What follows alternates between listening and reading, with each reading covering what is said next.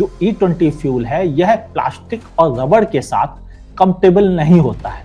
इसके लिए एक अलग तरह का सिलिकॉन मटेरियल यूज करना पड़ता है, वो इसको संभाल पाता है अल्कोहल के इतने बड़े लेवल पर भीतर भेज जाता है। और वहां पर भी रबर और सिलिकॉन के पार्ट्स होते हैं और वो पार्ट्स डैमेज हो रहे हैं इस E20 फ्यूल की वजह से। एथेनॉल बनाने पर फोकस है और इसका नतीजा हर चीज महंगी होगी, थोड़ी थोड़ी ही महंगी होगी। एनवायरमेंट पे कोई अच्छा असर नहीं पड़ने वाला कि जब 2826 लीटर आप पानी खर्च कर देंगे तो फिर ये कहां की समझदारी है। एनवायरमेंट फ्रेंडली बिल्कुल एथेनॉल नहीं कहलाएगा। नमस्कार दोस्तों, मेरा नाम है जीशान कास्कर और आप देख रहे हैं द वायर। आज 8 अगस्त 2025 है और हम बात करेंगे E20 एथेनॉल मिश्रित पेट्रोल की, जो अब भारत के पेट्रोल पंपों पर तेज़ी से फैल रहा है। ये ऐसा मुद्दा है जो आपकी गाड़ी, आपकी जेब और देश की खाद्य सुरक्षा को प्रभावित कर रहा है। क्या E20 वाकई वरदान है जैसा सरकार दावा करती है, या ये आम आदमी के लिए मुसीबत बन रही है? आज हम इसकी गहराई में जाएंगे और इस एपिसोड में हमारे साथ कार विशेषज्ञ अमित खरे भी मौजूद होंगे जो इस मुद्दे पर अपनी राय देंगे। तो चलिए शुरू करते हैं। सबसे पहले समझते हैं कि E20 पेट्रोल है क्या।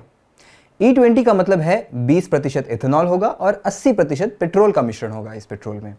इथेनॉल एक बायोफ्यूल है जो गन्ने के मोलासिस से बनता है। सरकार का कहना है कि E20 से तेल आयात कम होगा, पर्यावरण को फायदा होगा और किसानों को आय मिलेगी। भारत ने जुलाई 2025 में 20% एथेनॉल मिश्रण का लक्ष्य हासिल कर लिया अपने 5 साल होने शेड्यूल के पहले ही। लेकिन इसके साथ ही विवाद भी शुरू हो गए। लोग शिकायत कर रहे हैं कि उनकी गाड़ियां खराब हो रही है और माइलेज घट रहा है। हमारी सड़कों पर BS3 और BS4 गाड़ियां अभी बहुत है। ये गाड़ियां E10 यानी 10% इथेनॉल के लिए बनी है, E20 के लिए नहीं। कार एक्सपर्ट अमित खरे कहते हैं कि E20 एक ड्राई ईंधन है जो फ्यूल पंप्स, इंजेक्टर्स और रबर गास्ट्रेक्स को नुकसान पहुंचाता है। ये क्या है एग्जैक्टली हम बाद में जानेंगे, लेकिन वॉक्सवैगन और स्कोडा के मालिकों में शिकायत आम होती है। इथेनॉल का ऊर्जा घनत्व कम होने से माइलेज 3 से 6% तक घटता है, जिससे आपकी जेब पर बोझ पड़ता है। साथ ही इथेनॉल पानी अवशोषित करता है, जिससे फ्यूल टैंक में जंग और स्टार्टिंग की दिक्कतें हो सकती है। पुरानी गाड़ियों के मालिकों को या तो महंगी मरम्मत करानी पड़ेगी या नई गाड़ी खरीदनी होगी। ये ऑटो इंडस्ट्री के लिए फ़ायदेमंद है, लेकिन आम आदमी के लिए बड़ा खर्चा। आपकी गाड़ी की उम्र हर दिन कम हो रही है, ऐसा ही समझ लीजिए। बहरहाल तेल की कीमत दुनिया भर के हालातों पर भी निर्भर करती है। अब बता दें कि भारत दुनिया का तीसरा सबसे बड़ा तेल आयातक है और रूस इसका बड़ा आपूर्ति करता है। लेकिन आलोचक कहते हैं कि अमेरिका के दबाव और रूस पर प्रतिबंधों के कारण भारत तेल आयात कम करना चाहता है, इसलिए सरकार E20 को बढ़ावा दे रही है। लेकिन यहाँ पेच है, इथेनॉल सस्ता होने के बावजूद E20 की कीमत रेगुलर पेट्रोल जितनी ही है। ये बचत उपभोक्ताओं तक क्यों नहीं पहुँच रही? बहुत सारे सवाल हैं और इन सवालों के जवाब देंगे कार एक्सपर्ट अमित खरे, जो इस मुद्दे की तकनीकी बारीकियों पर बात करेंगे। सर, स्वागत है आपका द वायर के इस खास कार्यक्रम में। सर, सबसे पहले आपसे मैं सवाल पूछना चाहूँगा कि बुनियादी सवाल ये है कि BS3 और BS4 इंजन वाली गाड़ियों के लिए ये इथेनॉल मिश्रित पेट्रोल अच्छा है या बुरा है?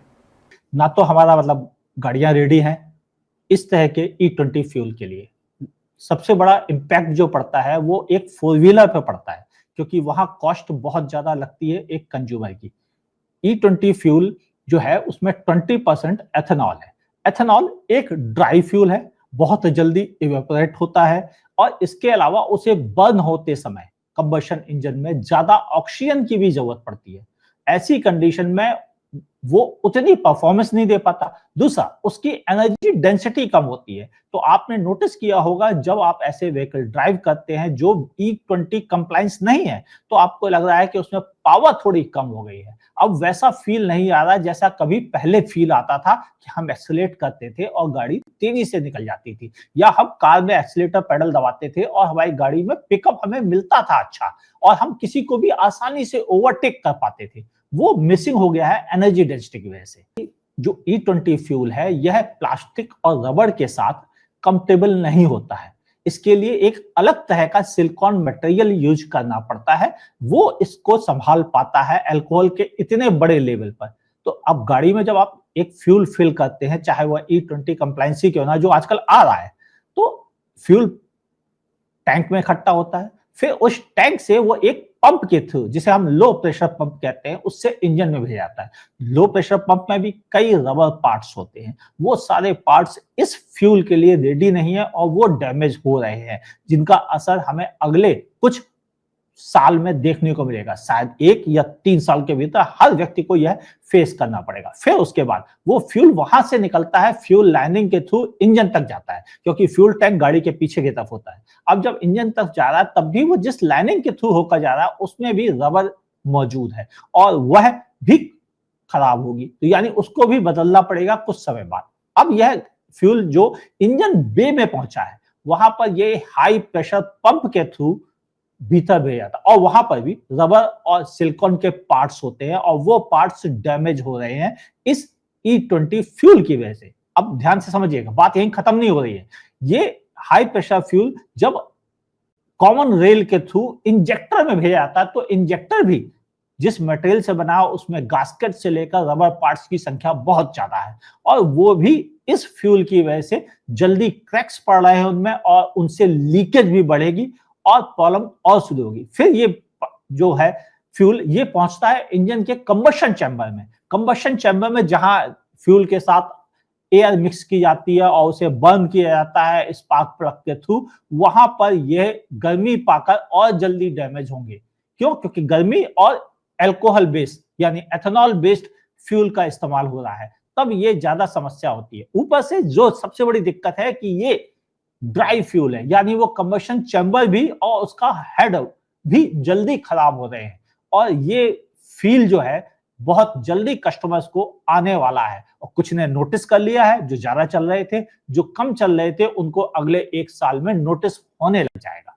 सर, सरकार यहाँ पर दावा कर रही है कि सर्विसिंग कराएंगे, लगातार सर्विसिंग कराएंगे तो गाड़ी ठीक रहेगी।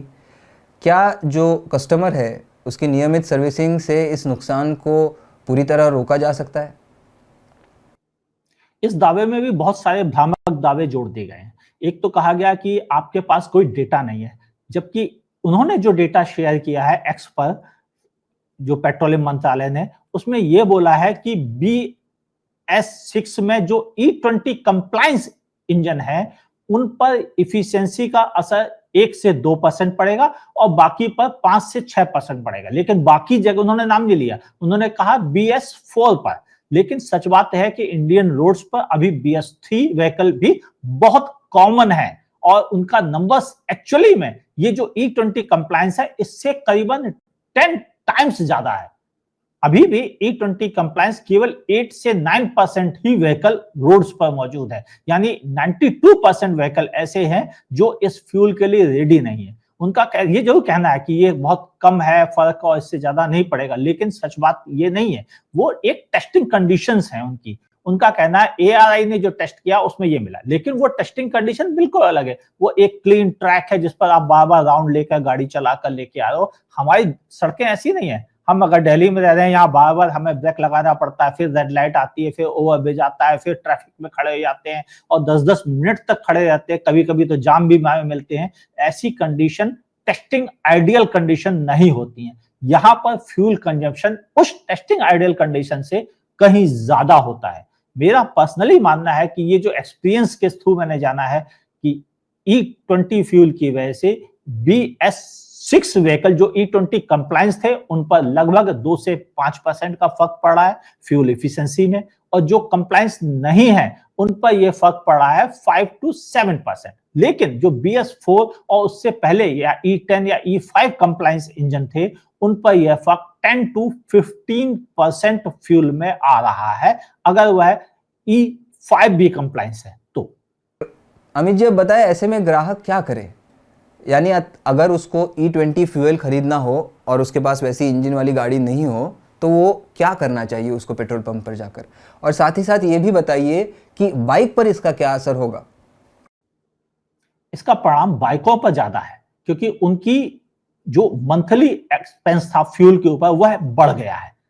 ध्यान से समझिए, E20 की वजह से उनके फ्यूल पर ज्यादा असर पड़ेगा। अगर आप पहले कभी ऑफिस जाने के लिए 2.5 लीटर फ्यूल खर्च करते थे, तो अब आपका खर्च 3 लीटर के आसपास पहुंचेगा, क्योंकि वो सिंगल कंबशन चैम्बर वाले व्हीकल्स होते हैं, यानी उनमें एक ही चैम्बर होता है जिसमें बर्न होता है। उन चैम्बर्स पर ज्यादा एनर्जी ले पाना वैसे ही मुश्किल होता है ऐसी कंडीशन में, जबकि एथेनॉल एनर्जी डेंसिटी में पेट्रोल के मुकाबले काफी कम होता है, उनकी इफिशिएंसी इसीलिए घटती है। आप ध्यान से समझे कहां पर फर्क पड़ता है। एक तो रेगुलर इफिशिएंसी पर फर्क पड़ रहा है, उनकी फ्यूल इफिशिएंसी वैसे कम हो रही है क्योंकि दे नहीं रहा है। दूसरा, पावर कम मिल रही है तो उनको जबरदस्ती ज्यादा एक्सीलरेट करना पड़ रहा है, ये और एक खर्चा बढ़ा रहा है, यानी फ्यूल का खर्च उनके ऊपर कहीं ज्यादा है। ये असर मेरा मानना है कि पेट्रोल बाइकें जो हैं उन पर लगभग 15 से 20% का असर विजुअल हो रहा है जो पुरानी बाइक है। सर, आप ही के वीडियो से पता चला कि ब्राज़ील दुनिया का दूसरा सबसे बड़ा इथेनॉल निर्भर देश है और ब्राज़ील में इथेनॉल उत्पादन ने खाद्य आपूर्ति को प्रभावित भी किया है, ऐसा भी कई रिपोर्ट्स में हमने देखा। तो भारत में गन्ना और मक्का का इस्तेमाल अगर बढ़ रहा है, ब्राजील का अनुभव आपको हमें क्या सिखाता है? ब्राजील का अनुभव तो बहुत खराब है। अगर गवर्नमेंट ने प्रॉपर स्टडी किया होता, सिर्फ ये फ्यूल बिल बचाने वाली बात नहीं है, अगर बिल बचाने के अलावा जो इम्पैक्ट है वो बहुत ज्यादा है। ब्राजील में फूड ग्रेन की प्राइस बहुत ज्यादा इंक्रीज हुई है, जिससे कि वहां के गरीबों के लिए फूड खरीदना मुश्किल हो गया है। दूसरा, एथेनॉल की वजह से वाटर की प्राइस भी इंक्रीज हुई है और ये असर इंडिया में भी हमें दिख रहा है। नीति आयोग की रिपोर्ट साफ साफ कहती है कि 1 लीटर एथेनॉल बनाने में हमें 2826 लीटर पानी खर्च करना पड़ता है, यानी हमें पानी की भी दिक्कतें बढ़ने वाली है। दूसरा, कई जगहों पर एथेनॉल अभी भी मेज, जिसे हम मकई कहते हैं, उससे बनाया जाता है, यानी वो मकई का दाना जो हम मुर्गियों को खाने के लिए देते हैं, अपने एनिमल्स जो फीडिंग वाले हैं उनको खाने के लिए देते हैं, और उनको वो महंगा मिल रहा है। क्यों? क्योंकि अधिकतर प्रोसेसिंग के लिए चला जा रहा है, और जिसकी वजह से अगर हम कहें चिकन जो पोल्ट्री फार्म्स है वहां पर दिक्कत क्या है, एग की कीमत बढ़ने वाली है,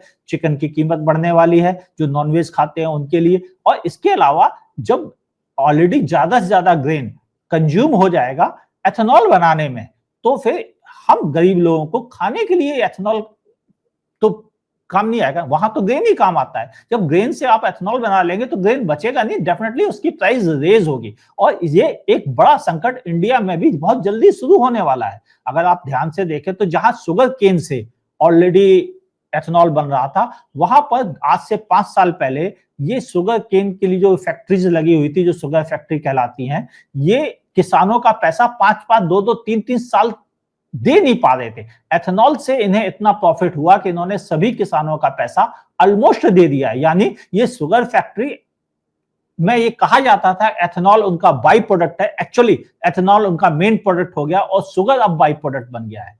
और नतीजा ये है कि अब शुगर बनाने पर फोकस ज्यादा नहीं है, एथेनॉल बनाने पर फोकस है, और इसका नतीजा हर चीज महंगी होगी, थोड़ी थोड़ी ही महंगी होगी। एनवायरमेंट पे कोई अच्छा असर नहीं पड़ने वाला कि जब 2826 लीटर आप पानी खर्च कर देंगे तो फिर ये कहां की समझदारी है। एनवायरमेंट फ्रेंडली बिल्कुल एथेनॉल नहीं कहलाएगा। दोस्तों, तो ये थे अमित खरे। E20 पर्यावरण के लिए अच्छा हो सकता है, लेकिन ये पुरानी गाड़ियों और आपकी जेब के लिए मुसीबत है। ऑटो और इथेनॉल इंडस्ट्री को फ़ायदा हो रहा है, लेकिन आम आदमी और किसान पीछे छूट रहे हैं। कमेंट में बताइए कि आप E20 के बारे में क्या सोचते हैं और इस वीडियो को शेयर करें। मैं हूं ज़ीशान कास्कर और आप देख रहे थे द वायर। नमस्कार।